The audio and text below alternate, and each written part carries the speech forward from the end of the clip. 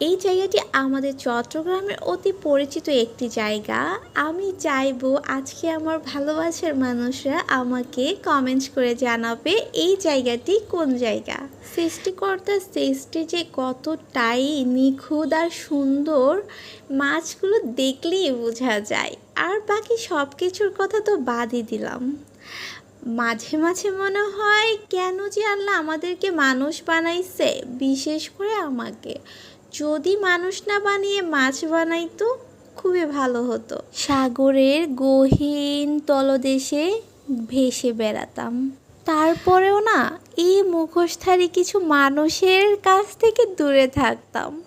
কেন বুঝি না, লাইফে এত বিষধর মুখোশধারী মানুষ সাপ থেকে জানি চলে আসে।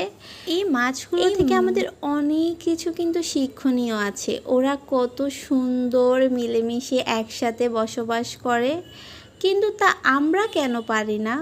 অথচ সৃষ্টিকর্তা আমাদেরকে সৃষ্টির সেরা জীব হিসেবে বলেছেন। কিছু কিছু মানুষকে আবার অতিরিক্ত আন্তরিকতা দেখালে তারা অনেক কিছু মনে করে নিজেকে।